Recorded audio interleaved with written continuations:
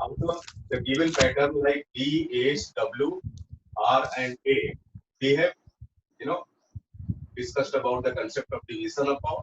We have discussed about the concept of supremacy of constitution. Today, we will be discussing about the provision of written constitution, rigidity of constitution, and authority of courts. Why? Because these are the 5 ingredients which are needed in order to show the federal structure of polity. Okay. See, why in a federal structure the written constitution is needed? Don't you think federal structure is largely, laid down upon the principle of division of power? And in order to make crystal clear division of power, it is obvious that some sort of concrete written documented format is required. Okay. So in order to show clear-cut demarcation of power,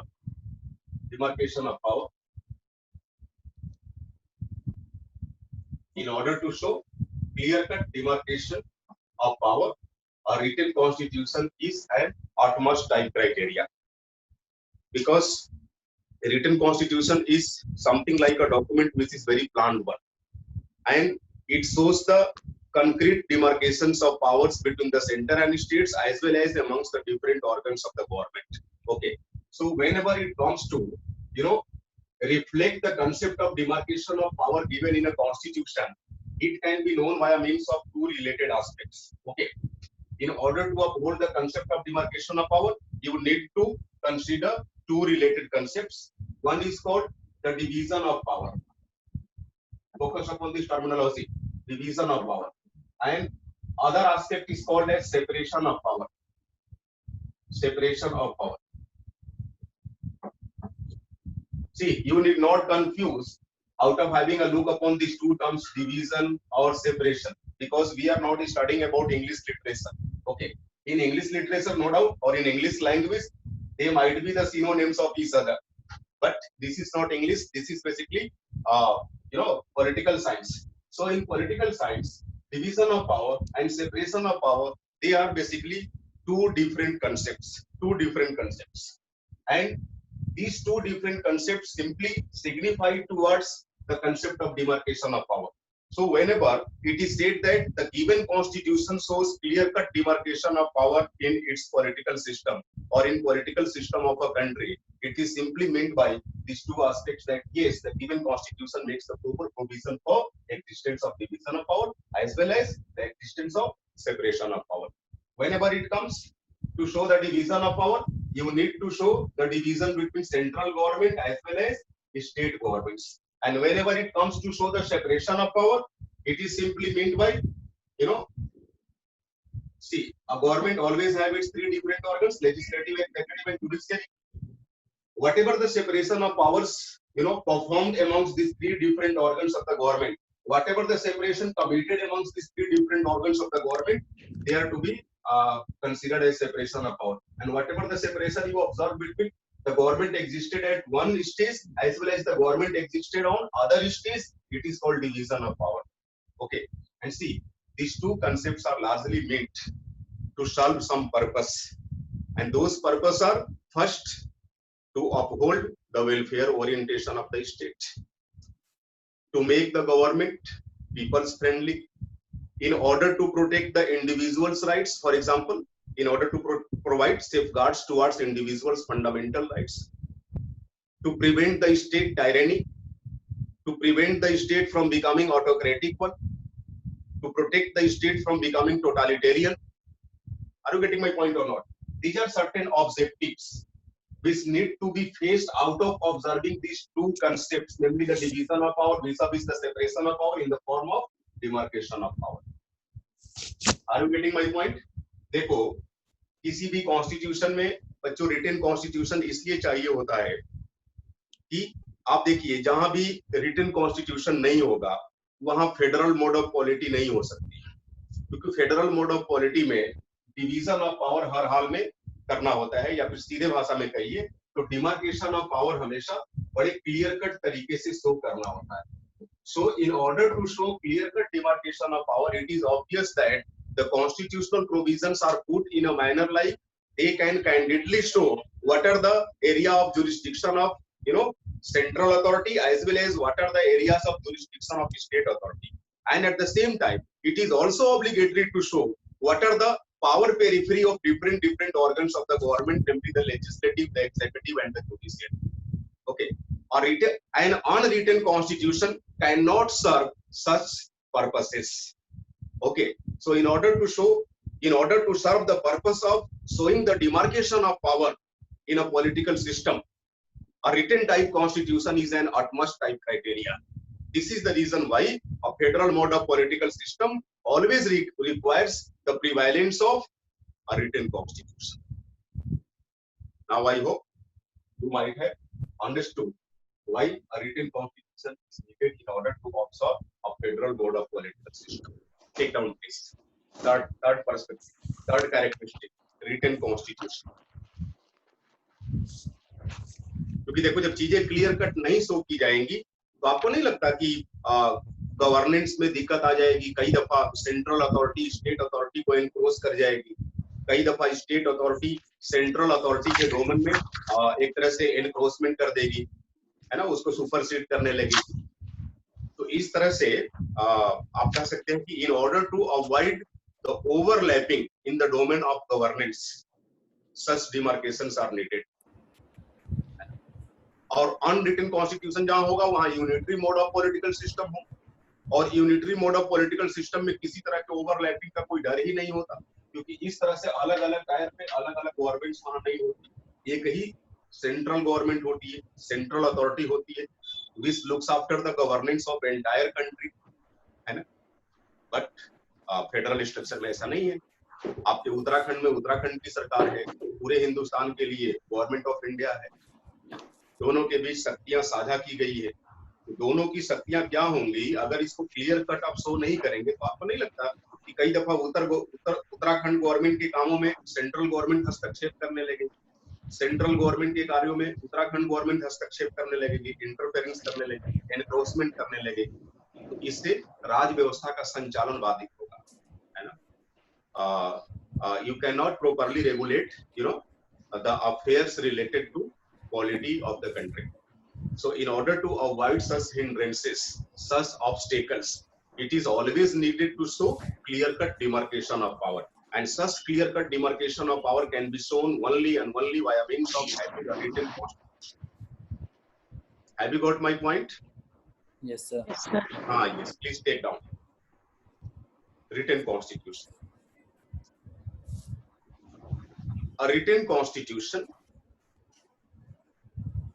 constitution is a prerequisite. Have a look. Prerequisite. Prerequisite.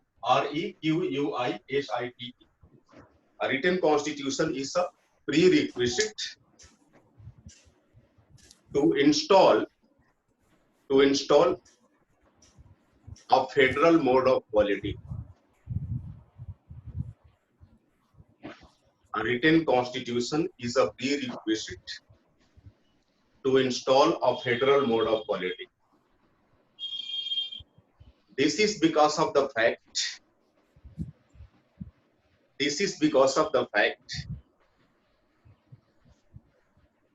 that a federal structure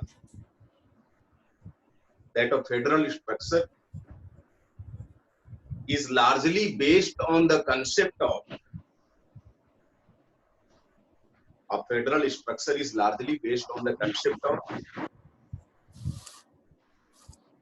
demarcations of power.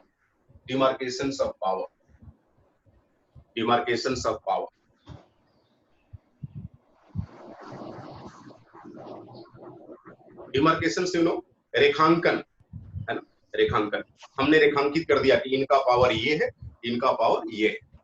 Demarcations of power. Such demarcations of power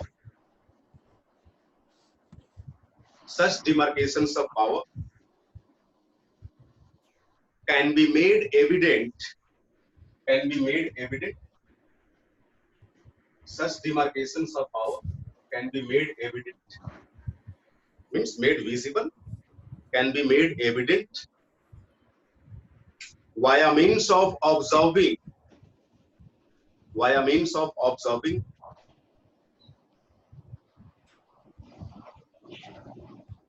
the concept of division of power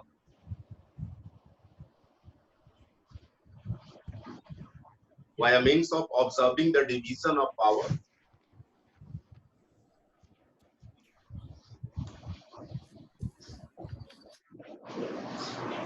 between the governments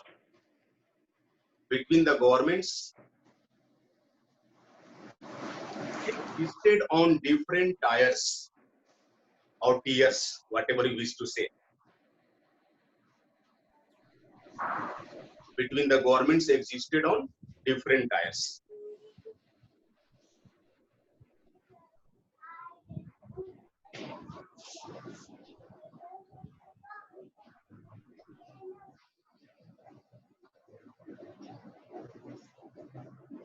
As well as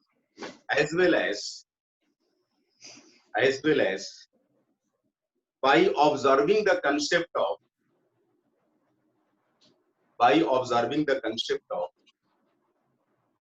separation of powers,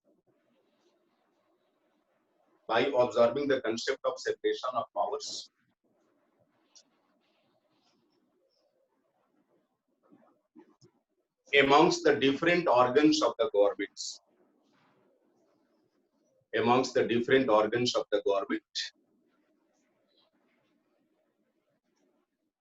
namely the legislative,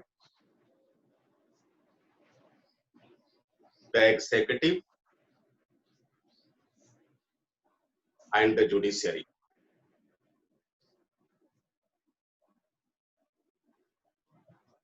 It should be noted that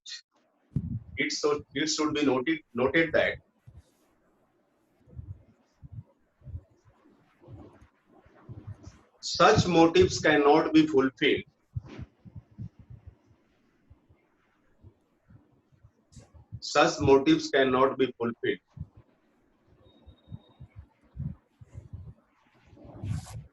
in case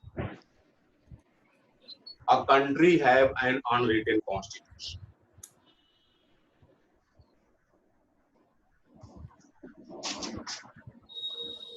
In this way, we can say that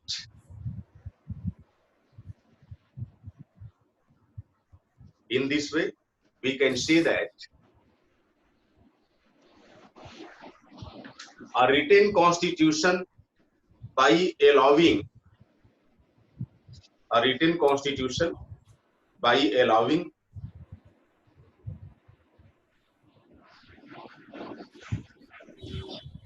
the provisions related to demarcations of power,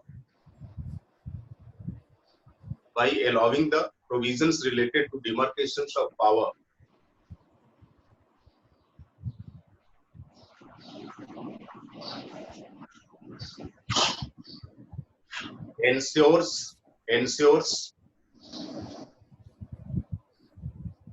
the smooth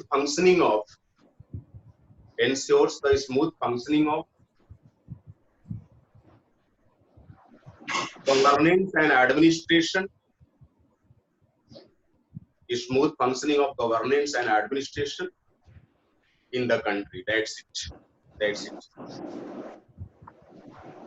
Governance and administration in the country. Now let's have a look upon fourth characteristic, that is rigidity of constitution. Why a rigid constitution is required? In order to ensure the prevalence of federal mode of political system.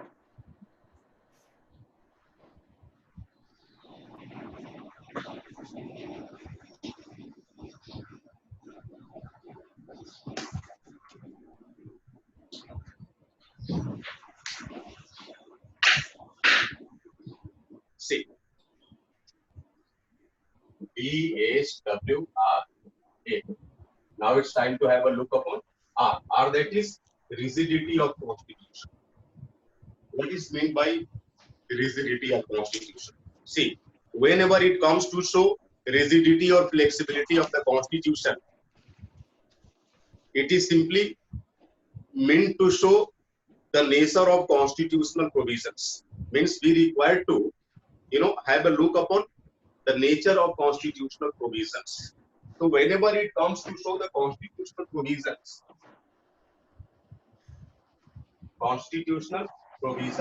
see, constitutional provisions might be of three different types. Okay. First one is, there might be a possibility that the entire provisions of the constitution are rigid ones. Okay. There might also be a possibility that the entire constitutional provisions are the flexible ones. And at the same time, yet another kind of possibility evolves, and that is the entire constitutional provisions are basically the amalgamation of rigidity and flexibility both. Okay, so these are the three different kinds of constitutional provisions. Remember, let me show some charts in order to make you properly understand about the constitutional provisions. Yes, see.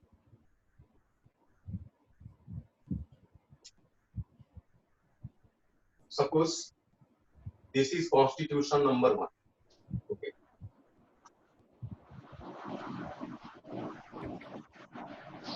This is constitution number 2. Right. This is constitution number 3. Fine. This is constitution number 4. These are basically the different boxes. You need to assume them as different constitutions. Fine. See, whether a constitution is a rigid constitution or a flexible constitution or a mixed type constitution, okay, it can be known by a means of the provisions enshrined in the constitutions. For example, rigidity of constitution means rigidity of the constitutional provisions inherent in that constitution. Flexibility of a constitution means prevalence of flexible provisions in that constitution. Okay. Rigidity plus flexibility means amalgamation of rigidity plus flexibility of a constitution means induction of both the kinds of constitutional provisions, namely the rigid as well as the flexible ones. So if somebody says that yes, this is a constitution and this constitution is completely rigid, what do you mean by this? You should be simply meant by this fact that the entire constitutional provisions given in the constitution are basically the rigid provisions. This is the reason why the state constitution has termed as rigid constitution. Means अगर constitution rigid बोला गया कि ये संविधान rigid है, तो आप समझ जाएंगे संविधान का मतलब यहाँ इसके कवर से नहीं है, इस बुक के रूप में नहीं है कि इसमें आप कह सकते हैं कि इस बात के पन्ने लगे हुए हैं, नहीं. रिजिड है इसका मतलब कि इसके प्रोविजंस के बारे में हम बात कर रहे हैं. कोई भी कॉन्स्टिट्यूशन कैसा होगा, रिजिड या फ्लेक्सिबल, डिपेंड करता है उसके अंदर लिखे हुए प्रोविजंस पर. बात करेंगे कि what is meant by rigid provisions and what is meant by flexible provisions. Right. तो देखिए, मान लीजिए कि कॉन्स्टिट्यूशन नंबर 1 में there are all together 50 provisions. Right, 50 provisions. Constitution number 2, it also have 50 provisions, C50, D50. Okay. Remember, if I say that all the 50 provisions of Constitution number 1 are basically the rigid ones. Similarly, all the 50 provisions of Constitution number 2 are basically the flexible ones. But see, in case of Constitution number 3, whatever the 50 provisions you find here, out of these 50 provisions, suppose 30 provisions are rigid and remaining 20 provisions are flexible. Fine. Again, in case of Constitution number 4, suppose only 5 provisions are rigid while 45 provisions are flexible. 45 provisions are flexible. Remember, when it comes to show whether Constitution number 1 is rigid, you can univocally say that yes, Constitution number 1 is a rigid constitution. If somebody says whether the Constitution number 2 is a rigid constitution, you can outrightly deny this fact and say that no, Constitution number 2 is not a rigid constitution, rather it is a flexible constitution, because almost all the provisions of Constitution number 2 are flexible ones. Anyway, if somebody says, what's about, the Constitution number 3, Constitution number 3? Remember, If somebody says whether constitution number 3 can be termed to be a rigid constitution or whether constitution number 3 can be termed to be a flexible constitution, focus here. In both the cases, your response would be yes. If I say whether you find, you know, any sort of rigidity in constitution number 3, yes, of course, constitution number 3 is a rigid constitution. If somebody says whether constitution number 3 is a flexible constitution, you can say yes, constitution number 3 is also a flexible constitution. Why? Because rigidity or flexibility of a constitution does not mean that the entire constitutional provisions need to either be rigid ones or be flexible ones. No, किसी constitution को आप केवल rigid इस आधार पे नहीं कहेंगे कि उसके सारे प्रोविजंस रिजिड होने चाहिए, नहीं जी। अगर जितने प्रोविजन दिए हैं उसमें अगर 1% भी प्रोविजन रिजिड हुआ, in that situation on the parameters of rigidity, that constitution will be ready to be termed as a rigid constitution when it comes to demonstrate the federal mode of political system. तो federal mode of political system में जिस constitution के rigidity aspect की बात की गई है, उसका मतलब ये नहीं है कि कॉन्स्टिट्यूशन पूरा का पूरा रिजिड। समझ रहे मेरी बात? अगर कॉन्स्टिट्यूशन में रिजिडिटी का थोड़ा भी अंश हो तो आप कह लेंगे कि हाँ, ये फेडरल स्ट्रक्चर के लिए मतलब काबिल है, कोई दिक्कत नहीं। यहाँ देखो, constitution number 4, don't you think out of the 50 provisions given in constitution number 4, only 5 provisions are rigid provisions while remaining ones are flexible provisions? Instead, or you can say still, constitution number 4 would be ready to, function in a federal mode of political system. So first of all, first thing you need to remember is rigidity or flexibility of a constitution simply lies in the fact of the constitutional provisions inherent in that constitution. First thing.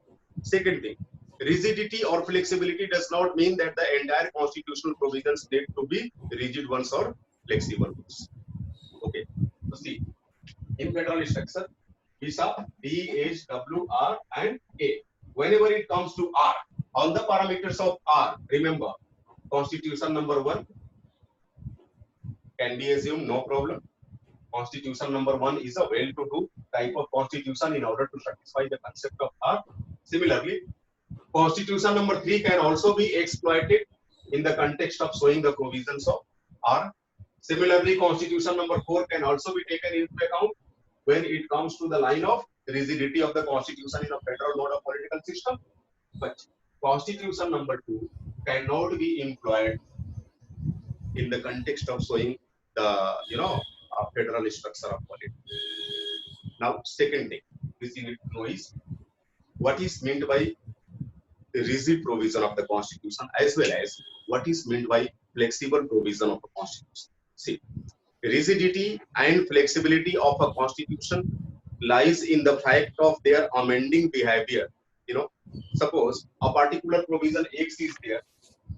See, here all the 50 provisions are rigid ones. Let us consider that X is one of the provisions out of these 50. See, a rigid provision always invites complex degree of amendment procedure. Means when it seems that it is very much difficult to carry out amendment over a particular constitutional provision, then in that situation, the state constitutional provision might be referred to as the rigid provision of the constitution. While on the other hand, if you say, yes, the given provision, Y, Z, F, C, whatever it could be, if a given provision is a flexible provision, it simply means that we can easily carry out amendment over the said provision. Means if a constitutional provision is subject to easy amendment, that provision is called flexible provision. If a constitutional provision is subject to, tough amendment or tough procedure to be followed in order to observe amendment, in that situation, the said provision would be termed as rigid provision. So, rigidity or flexibility lies in behavior of how to amend the said provisions. If a given constitutional provision can be easily amended, that provision would be termed as flexible provision. If a given constitutional provision invites complex degrees in due course of amending them, that provision or those provisions are referred to as rigid provisions. This is what meant by rigidity or flexibility of the Constitution. Okay, so why such rigidity is needed? Remember, rigidity does not mean that the Constitution cannot be amended or a rigid provision cannot be amended. No, rigid provision will be amended. The only thing to be taken into account is, in due course of amending that provision, complex degree of amendment procedures need to be followed. For example, suppose under Article 368, it is given that the Parliament of India can amend the constitutional provision, according to Article 368. See, you must have seen the behavior of Parliament of India when it comes to, devise a new state, formulate a new state, to change the name, area or boundary of a state. The amendment is carried out over Article 2 or 3. Okay. And that amendment is carried out by a means of simple majority. Simple majority means a majority of more than 50% of total number of legislators present and taking part in voting. Okay. That is called simple procedure to be followed in order to amend the Constitution. So such provisions of Indian Constitution, they are referred to as the flexible provisions because they can be amended by the Parliament of India in a very easy possible manner. While at the same time, suppose the Parliament of India seeks to carry out any amendment over a particular provision of Indian Constitution which takes part in division of power between the center and state, don't you think in that situation a complex procedure need to be followed by the Parliament of India? Means that cannot be easily amended by the Parliament. So that provision of Indian Constitution which cannot be easily amended by the Parliament, you can frankly say that Constitution or refer that constitutional provision as the rigid provision. Hopefully you might have understood what is difference between rigid constitutional provision as well as flexible constitutional provision. Listen me. कोई भी constitution rigid है, flexible है या दोनों का मिश्रण है, इस बात की वानगी कैसे हमें पता चलती है? उसके प्रोविजन से। जिस कॉन्स्टिट्यूशन में जितने ज्यादा रिजिड प्रोविजंस होंगे आप बोलेंगे कि वह कॉन्स्टिट्यूशन उतना ही ज्यादा रिजिड है। समझ रहे हैं? जिस कॉन्स्टिट्यूशन में जितने ज्यादा फ्लेक्सिबल प्रोविजंस होंगे आप बोल सकते हैं कि वह कॉन्स्टिट्यूशन उतना ही ज्यादा फ्लेक्सिबल है। ओके, फ्लेक्सिबल प्रोविजन एक ऐसा प्रोविजन होता है जिसको संसद आसानी से संशोधित कर सकती है, उसमें अमेंडमेंट ला सकती है। जबकि रिजिड प्रोविजन ऐसा नहीं है कि रिजिड प्रोविजन अनअमेंडेबल होगा, असंशोधनीय होगा, नहीं, संशोधन उसमें भी होगा, बस संशोधन लाने की प्रक्रिया जटिल होगी, कॉम्प्लेक्स होगी, यानी मुश्किल से संशोधित होगा। And see, when the Constituent Assembly of India was pondering over the fact that what type of constitutional provisions would have to be incorporated under Indian Constitution, it was Pandit Jawaharlal Nehru ji who has opined that Indian Constitution needs to be incorporated with both the kinds of constitutional provisions, namely the rigid ones as well as the flexible ones. And the logic which was given by Pandit Nehru regarding the incorporation of such amalgamated type of constitutional provision was, first, if rigid provisions be employed under Indian Constitution, it will restrict the state or the coming governments or the forthcoming governments to lead on the path of totalitarianism. So, rigid provisions prevents the governments from becoming totalitarian. अगर हम कठोर प्रावधान डालेंगे संविधान में तो सरकारें निरंकुश नहीं हो सकेंगी। क्यों निरंकुश नहीं हो सकेंगी? क्योंकि उन प्रोविजंस पे मनमाने ढंग से संशोधन नहीं कर सकेंगी सरकारें, क्योंकि संशोधन की प्रक्रिया कॉम्प्लेक्स होगी, आसानी से संशोधन होगा नहीं। और फिर उन्होंने लॉजिक किया कि why flexible provisions are to be incorporated under Indian Constitution, in what manner they can be proved beneficial if we incorporate the flexible provisions under Indian Constitution. The logic given by Pandit Nehru was flexible provisions, will lead the government of India or the governments of the days to remain dynamic in governance. To remain dynamic in governance means what? बदलती परिस्थितियों के अनुसार या कुछ संविधान में बदलाव लाना है, समझ रहे मेरी बात, उन पर सरकारें आसानी से काम कर सकें, उन्हें जटिलता का सामना न करना पड़े, इसलिए flexible. This is the reason why both the kinds of constitutional provisions were inducted under Indian Constitution. Is it okay to all of you? अब देखो, have a look upon Constitution number 3 as well as Constitution number 4. Okay, see, as it can be visible to you that in Constitution number 3, you know, the degree of rigidity is greater than that of flexibility. Okay. Again, in Constitution number 4, the degree of rigidity is less than that of the degree of flexibility. If somebody says, you know, somebody says to make comparison between these two constitutions, namely Constitution 3 and Constitution 4, suppose I'm asking you a question, which constitution is having greater degree of rigidity or which constitution is more rigid? What would be your response? Certainly the Constitution number 3 is more rigid as comparison to Constitution number 4. But it does not mean that Constitution number 4 does not talk anything about the rigidity aspect. Yes, it does. It talks about the rigidity aspect. So, in case you are to witness a federal mode of political system, don't you think both the constitutions might be made functioning? Both the constitution can be used. अगर किसी देश में इस तरह के भी constitutional provision हो, है ना, और कोई कहे कि यार ये तो फेडरल कॉन्स्टिट्यूशन है, फेडरल कॉन्स्टिट्यूशन में हम देख रहे हैं कि फ्लेक्सिबल प्रोविजंस भी है, चलेगा, कोई दिक्कत नहीं, रिजिडिटी का अंश तो है, जितना ज्यादा रिजिडिटी होगी उतना ही ज्यादा वो रिजिड होगा, कम होगी कम रिजिड होगा, बट रिजिड तो है, हमें बस इतना ही देखना है। यहाँ पर DHWRA में रिजिडिटी का अंश होना चाहिए। संभव है entire constitution is rigid one, संभव है constitution is half field rigid one, संभव है a meager provisions of constitution are rigid ones, no problem. In all the circumstances, the state constitution would be ready to be termed as a federal constitution, no problem. Any query, any question, please ask me. अगर कोई question हो तो पूछ लीजिए, फिर हम लोग लिखेंगे। Sir? Ji.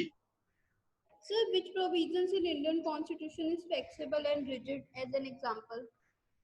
Pardon, please speak again. Sir, which provisions in Indian Constitution is flexible and rigid as an example? Yes. As I told you yesterday, I think, those provisions of Indian Constitution, okay, which take part in demarcation of power. Demarcation of power means division as well as separation of power. Means the provision of Indian Constitution, these are there to show what are the power limit of central government as well as what are the power limit of state governments. Means they are taking part in division of power. They might be, certainly considered as the rigid provisions. One thing more, those provisions of Indian Constitution which take part in separation of power amongst the different organs of the government. Like, see, as I told you, Chapter 1 of Part 11 of Indian Constitution talks about the legislative powers to be enjoyed by the two governments, namely the central government as well as the state governments. Okay, don't you think they are basically the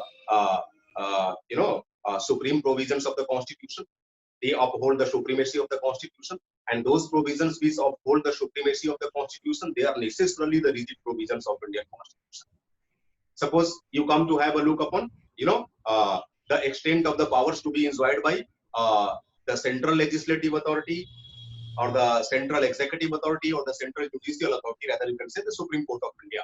The provisions related to such institutions, they are basically the rigid provisions.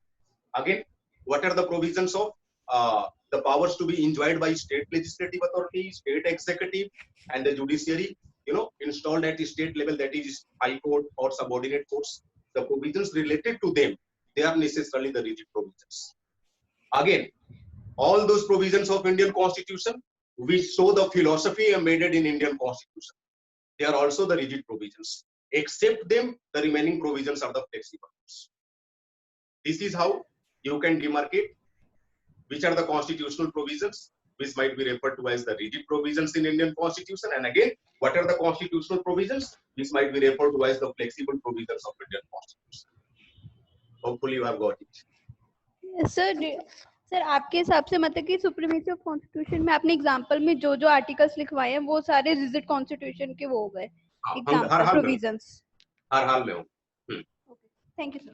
वही नहीं, इसके अलावा भी मैं आपको बताया कि जो कॉन्स्टिट्यूशनल प्रोविजन कॉन्स्टिट्यूशन की फिलोसफी को शो करे, और आपको मालूम है ना कि कॉन्स्टिट्यूशन की फिलोसफी शो की गई है via means of preamble to the constitution of India, via means of fundamental rights given in part 3 of the constitution, via means of directive principles of state policy given in part 4 of the constitution. ये सब philosophy को show करते हैं, ये सारे rigid provision है। तो इसका मतलब ये नहीं कि इनमें संशोधन नहीं हो सकता, they can also be amended, they can also be amended, but the only thing we need to take into account is their amendment pattern would be a little bit complex one as comparison to that of the flexible provisions. Anything else? No sir. Sir, please. Sir, अगर degree of flexibility degree of rigidity से ज्यादा है तब भी वो rigid constitution provisions ही बोले जाएंगे? जी नहीं, फेडरल स्ट्रक्चर के लिए आप बोलेंगे ये चल जाएगा, कोई दिक्कत नहीं, क्योंकि फेडरल स्ट्रक्चर के लिए ये नहीं कहता है कि कॉन्स्टिट्यूशन कंप्लीटली रिजिड, ये कहता है there should be a reference of rigidity in the constitution, और reference of rigidity means either the entire constitution is rigid, either the constitution is semi rigid, or it is the least rigid, but rigidity must be there. ये मेरा कहने का। आप जरा सोचिए, जो भी फेडरल स्ट्रक्चर की नॉर्म्स, ये आपको नहीं लगता कि ये अब्स्ट्रैक्ट नेचर के हैं ना, ये भावार्थक है, ये भावार्थक है। हम इनकी काउंटिंग पे फोकस नहीं करेंगे। अगर काउंटिंग पे फोकस करना होता तो Indian federal structure American federal structure से ज्यादा स्ट्रॉन्ग होता, क्योंकि हमारे पास ज्यादा कॉन्स्टिट्यूशनल प्रोविजन है। In original there used to be a total of 395 articles only in Indian constitution, while at the same time if you refer its American counterpart in US constitution, originally there used to be a total of 7 articles only. Still the degree of federalism in US constitution is far greater than that we find in Indian constitution. तो संख्या यहाँ number मायने नहीं रखता ना, extent मायने रखता है। This is the reason why I told you they are the abstract entities. Abstract समझ रहे हैं ना? Yes, sir. That which can only be realized. It is not something to carry over your head. Okay, sir. आप सोचिए ना, कोई कहे कि हमने अमुक अपराध को रोकने के लिए 10 कानून बनाए और पता चला कि 10 के 10 कानून लचर कानून, तो 10 कानून क्या मायने रखेगा? किसी ने एक ही कानून बना दिया और इतना स्ट्रॉन्ग है कि सारे अपराध रुक गए। तो हम यहाँ इंटेंसिटी दें। Okay, sir. Anything else? मेरा मानना है बच्चे, आपका कुछ भी कंसेप्ट पॉइंट ऑफ व्यू से कहीं से कोई कंफ्यूजन नहीं होना चाहिए, क्योंकि ये पूरा सिलेबस आपका बेहद कंसेप्चुअल है। एक बार आप समझ जाएंगे ना तो कभी इंडियन पॉलिटी एंड कॉन्स्टिट्यूशन को रिवाइज नहीं करना पड़ेगा, क्योंकि मुझे मालूम है कि चीजों को किस तरीके से कराना है। मैं लंबे समय से PSIR ऑप्शनल करा रहा हूँ, तो हमें मालूम है कि general studies point of view से कॉन्स्टिट्यूशन में किस हद तक काम करना है। और आप तय मानिए कि फ्री में तो मैं कभी गारंटी नहीं लेता, आपको अलग से क्वेश्चन आंसर प्रैक्टिस करने होंगे फ्री के, बट मेंस में you will get more than 80% questions directly from your class notes, I bet. ये मेरी शर्त है, और ये पिछले 6-7 वर्षों से मैं देख रहा हूँ। ऑलमोस्ट 80% क्वेश्चंस आपको IAS मेंस में मिल जाएंगे, जो आप क्लास में पढ़े होंगे, जो लिखे होंगे, क्योंकि हम लोग बल्क ऑफ क्वेश्चन प्रैक्टिस भी करेंगे। अभी तो मैं टॉपिक पे एंट्री लिया ही नहीं हूँ। Right now, whatever we are doing is just basically the overview of Indian Constitution. We are doing the overhauling of Indian Constitution. This is the reason why I have given the name to our chapter, which we have doing right now, is basically I think whereabouts of Indian Constitution was the topic. अभी हम लोग भारतीय संविधान के बारे में, उसके इर्द गिर्द क्या है, उसे जानने का प्रयास कर रहे हैं। आपकी जो एंट्री होगी सिलेबस की, that will basically be comments from preamble to the Constitution of India, and accordingly we will see over upon part 1, that is union and its territories, then citizenship, then fundamental rights, then DPSPs and so on so forth. अभी हम लोग एकदम basic कर रहे हैं, है ना? अच्छा, अभी आपकी पॉलिटी के अलावा कोई और क्लास चल रही है क्या? No sir.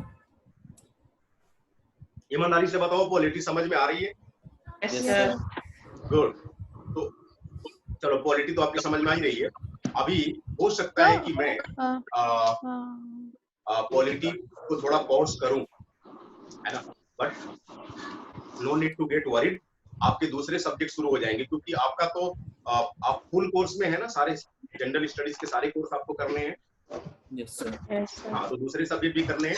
मैं चाहूंगा कि दूसरे टीचर्स को भी एक बार पढ़ के देखो कि आप कितना सहज महसूस कर रहे हैं, कितना कंफर्टेबल है। और मुझे लगता है कि क्वालिटी का आपका मैं ये मान के चल रहा था कि it is basically demonstrative session for you, जहां आप देख सके कि टीचर के साथ एडजस्ट कर पा रहे हैं कि नहीं, है ना। इसके बाद हो सकता है कल या परसों से आपका दूसरा सब्जेक्ट शुरू हो जाए और 4-5 दिन आप उसे पढ़ेंगे, और इस तरह से राउंड में एक बार जो 4-5 सब्जेक्ट्स आपके हैं, like polity, history, geography, economy, science, अभी हम लोग ट्रेडिशनली लेके चलते हैं, तो 5 सब्जेक्ट है। रिजिडिटी ऑफ कॉन्स्टिट्यूशन लिख लीजिए, take down please, rigidity of constitution. Yes, rigidity of constitution does not mean rigidity of constitution does not mean that the constitution cannot be amended.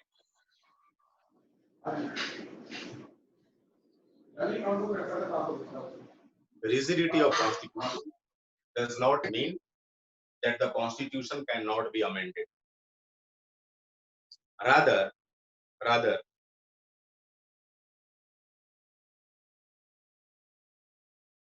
it is meant by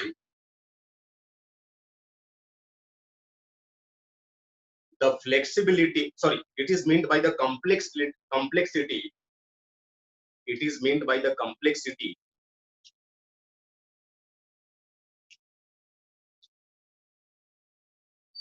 followed in amendment of the rigid provision, amendment of the rigid provision.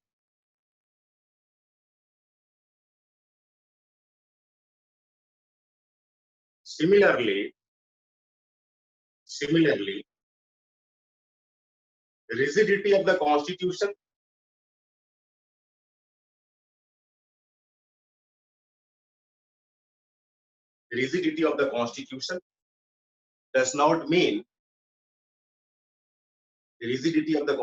does not mean that the entire constitutional provisions need to be rigid ones. Similarly, rigidity of the constitution does not mean that the entire constitutional provisions need to be the rigid ones.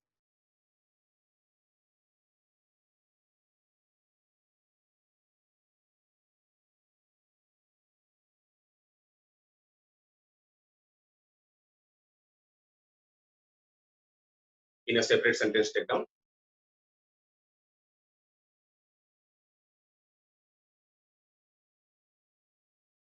A rigid constitution is required.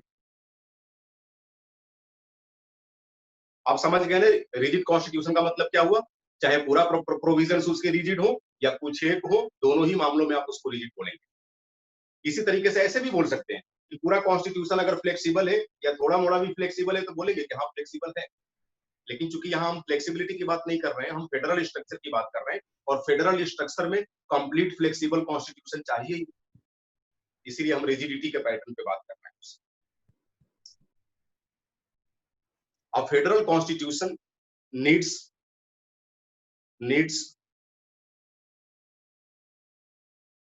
the rigidity in it. A federal constitution needs the rigidity in it in order to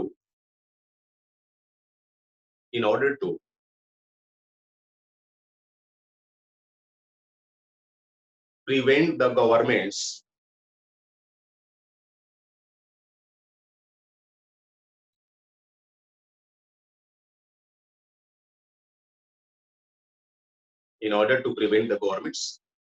from making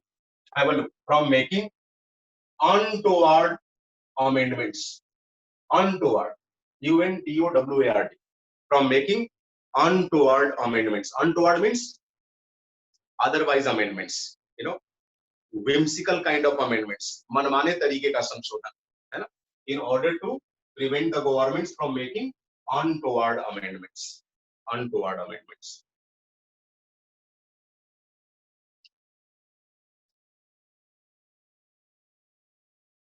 Note, N-O-T-E.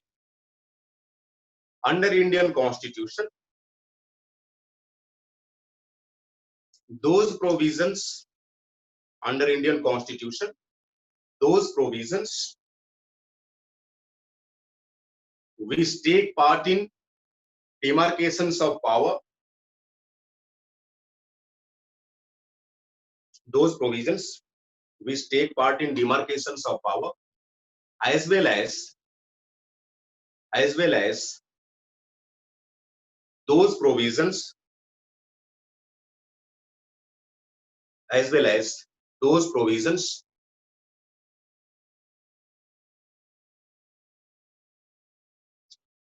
which show the philosophy of the Constitution,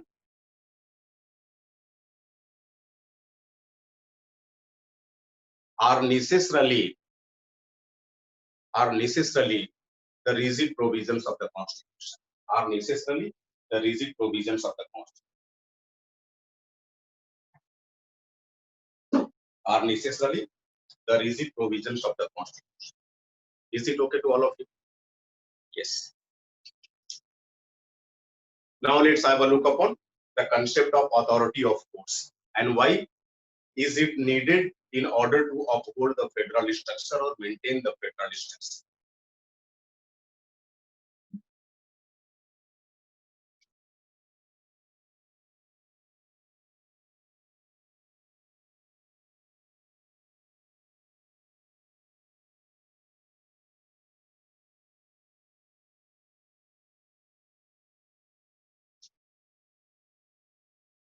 DHWR. A for authority of courts, right? Authority of courts. And see, these authority of courts, again, I say involves two related concepts. One concept is the Supreme Court of India shall act as the sole arbitrator of disputes that arise either between the center and state or between the center and 2+ states, 2 or more states, or amongst the different states. Please, the Supreme Court shall act as the sole arbitrator of disputes. Okay. And second thing is the Supreme Court shall act as the chief interpreter of the Constitution. The chief interpreter of the Constitution. Focus upon the terms used. Here, I have used the term the Supreme Court shall act as the sole arbitrator. So, here I have used the term the Supreme Court shall act as the chief interpreter. You know what is difference between the terms sole and chief? Sole means the only and only. Okay, means when it comes to arbitrate in the disputes, no authority other than the Supreme Court of India shall come in. Okay, but when it comes to the chief, it means that some other authorities are also there, but out of the available authorities, the Supreme Court is the chief supreme one. Have you got my point?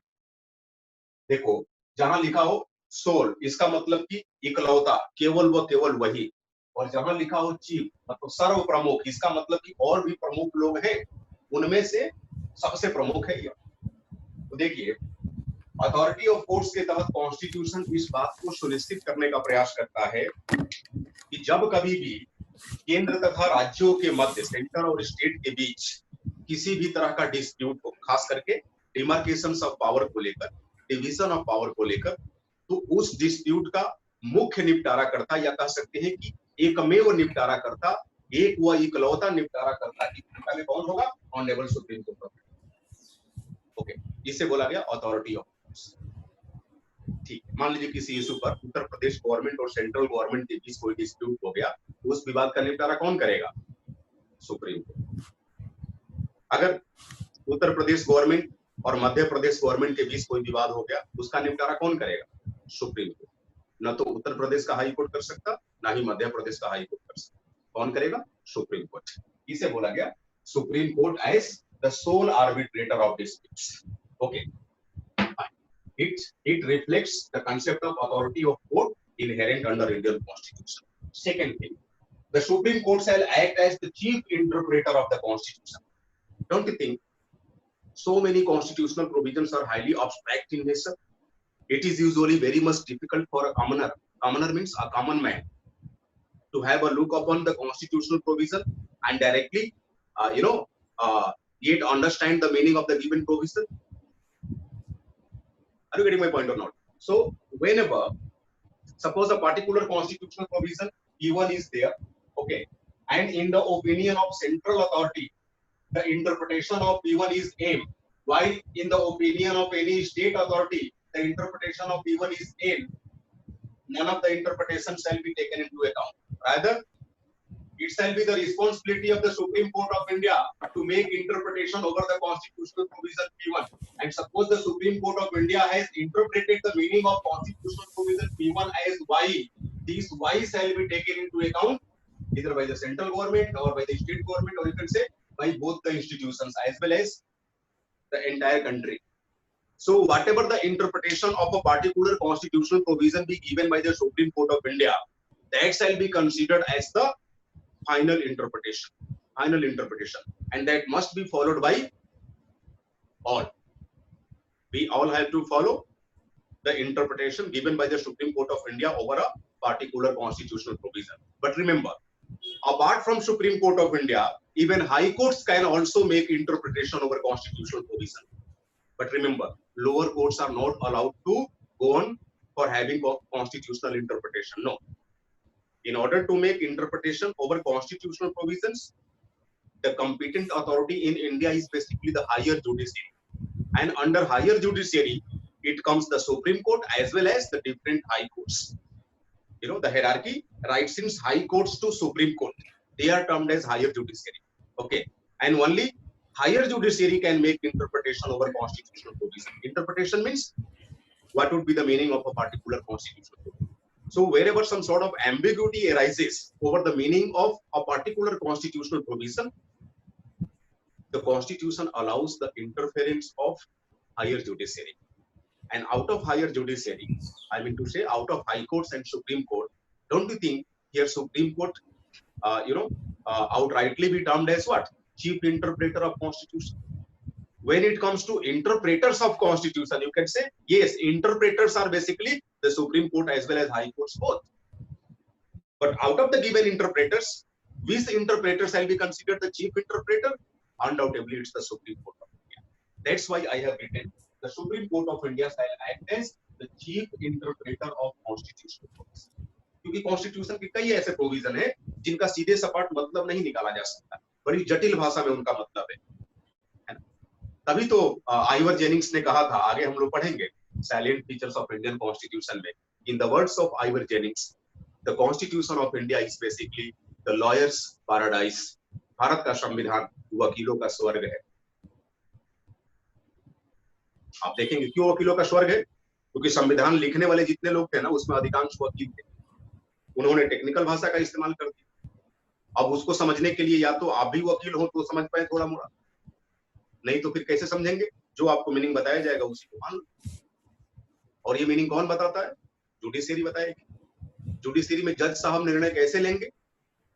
वकीलों द्वारा पेश किए गए साक्ष्यों व दलीलों के आधार पर निर्णय लेंगे। तो वकील अपने तरीके से संविधान के प्रावधानों को तोड़ते मरोड़ते रहते हैं। इसीलिए कहा गया ये वकीलों का स्वर्ग है। Anyway, the Supreme Court shall act as the chief interpreter of the Constitution. The Supreme Court shall act as the sole arbitrator of the dispute. एक बात हमेशा गांठ बांध लेंगे, आप कॉन्स्टिट्यूशनल इंटरप्रेटर के रूप में सुप्रीम कोर्ट को सोल इंटरप्रेटर नहीं लिखेंगे। अगर एक बार भी आपने सोल इंटरप्रेटर लिख दिया, आपका वो आंसर वही गलत हो जाएगा। और ये क्वेश्चन पूछा हुआ है आईएएस मेंस में, what is meant by the concept of authority of courts, explain. 200 words का क्वेश्चन आया है, समझ रहे मेरी बात? Now take down please authority of courts. यहाँ किसी को कोई क्वेश्चन पूछना है इस पे? Is there any question to ask from your side? Any question? No, sir. So please go ahead. Take down, please. Authority of courts.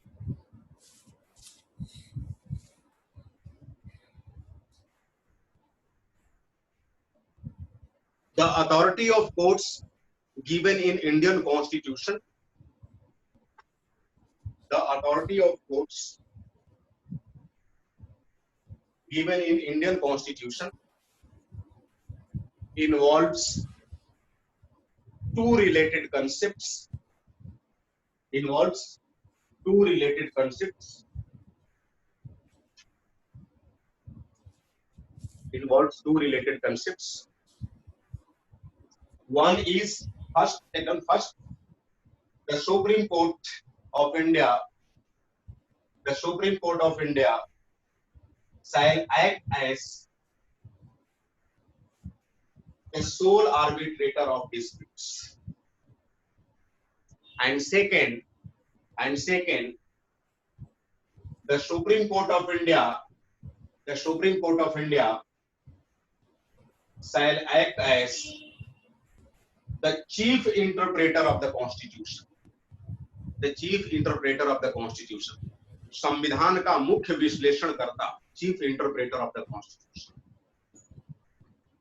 Now change the paragraph. Change the paragraph. How to change the paragraph? Start writing from here. This is called changing paragraph.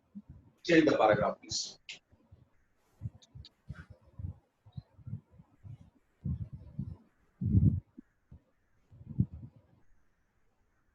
Though, THOUGH, though the Constitution of India is a written constitution,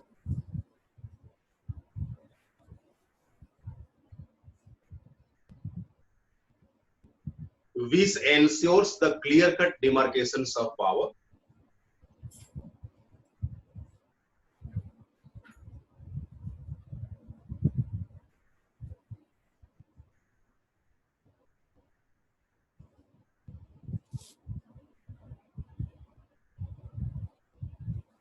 Instead,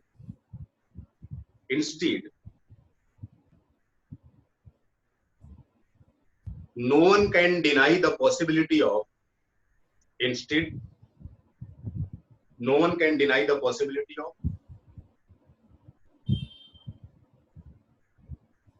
some disputes to arise. No one can deny the possibilities of some disputes to arise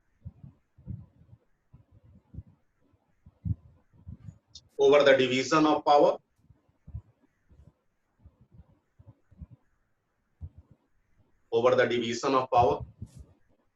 between the center and states, as well as amongst the different states.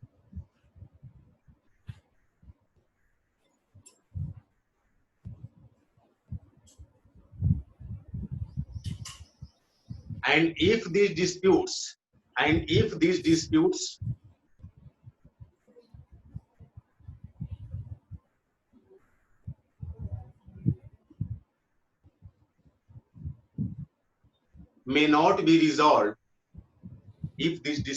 not be resolved,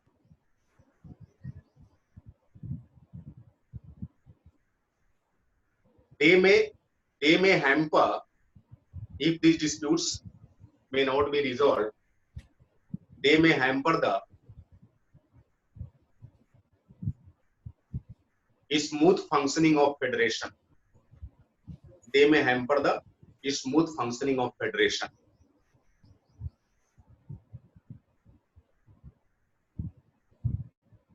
This is the reason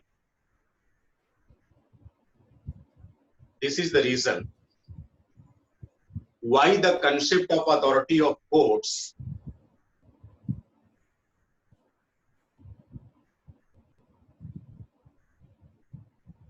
has been incorporated under the Constitution.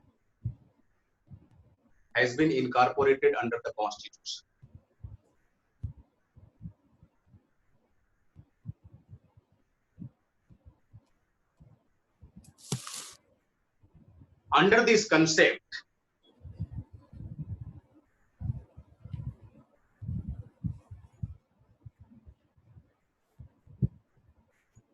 the Supreme Court of India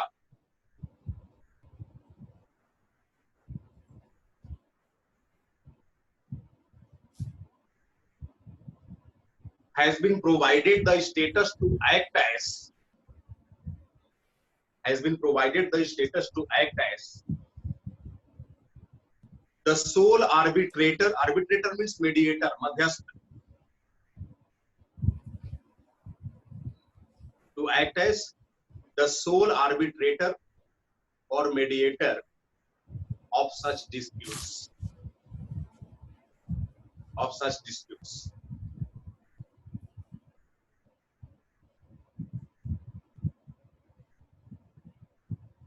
Here the decision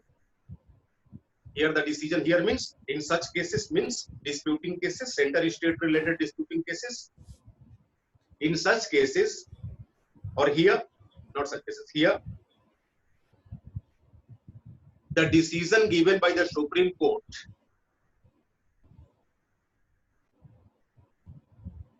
shall be considered as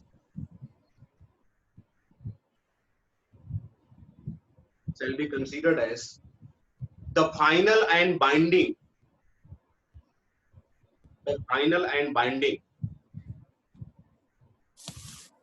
over the parties concerned. Parties concerned means the parties in dispute. Over the parties concerned.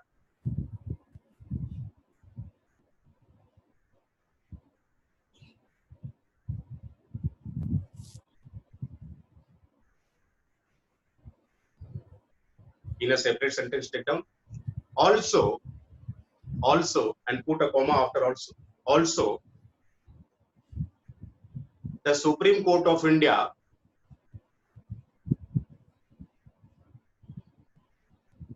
under the concept of authority of courts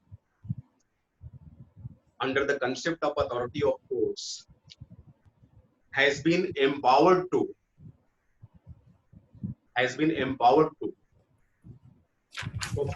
perform the role of the chief interpreter of constitutional provisions.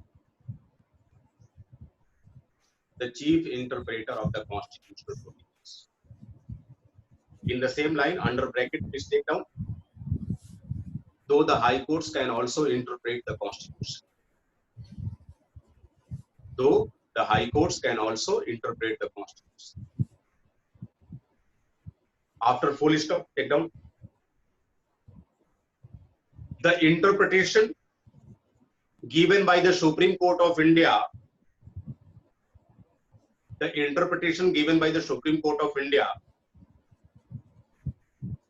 over the constitutional provision or provisions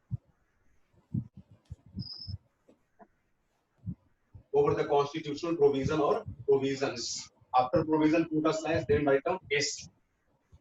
It will signify both provision or provisions.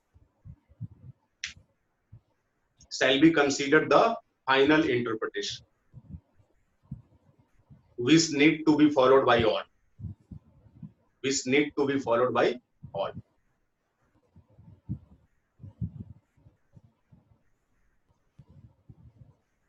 This is what meant by the concept of authority of courts.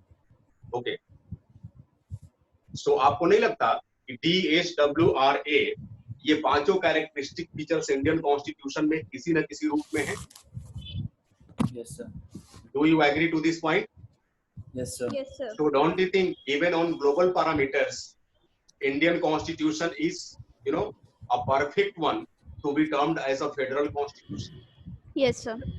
Yes. तो last में लिख लीजिए, paragraph change करके एक sentence पे हम लोग इसको कंक्लूड कर लें. Since the Constitution of India invites all these 5 characteristic features,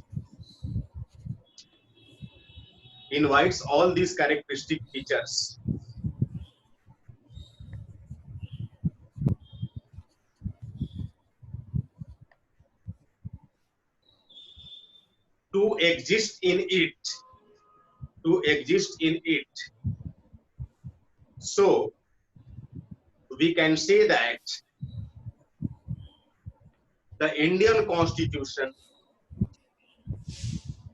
follows the global norms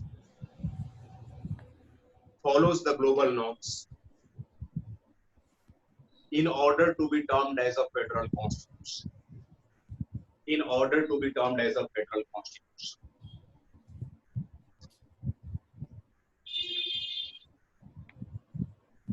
Yet,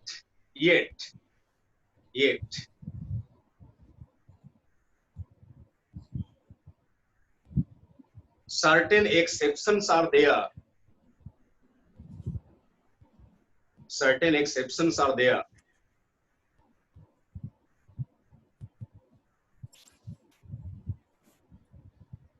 Which makes the Indian federalism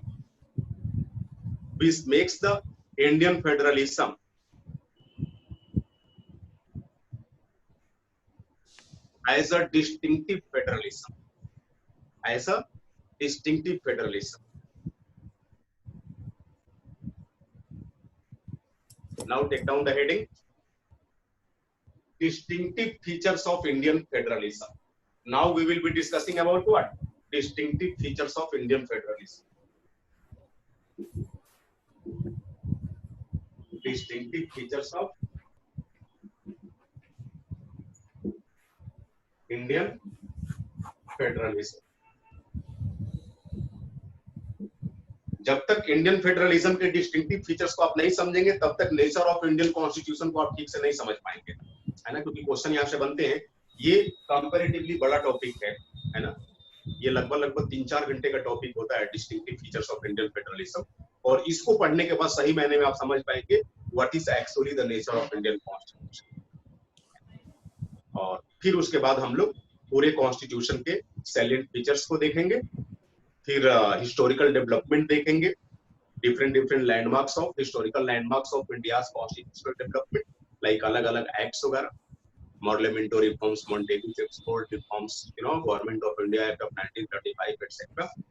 और फिर हम लोग देखेंगे making of Indian constitution, mode of functioning of constituent assembly of India. On this principles constituent assembly of India was functioning और working.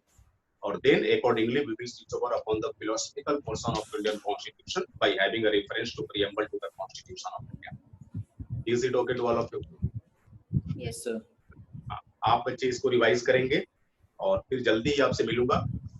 तब तक आप दूसरे सब्जेक्ट को भी कर लो. 2 बजे है, एक वजह तो ये है कि हम चाह रहे थे कि और भी सब्जेक्ट्स आप देख ले पढ़ के, है ना. और दूसरा इधर भी थोड़े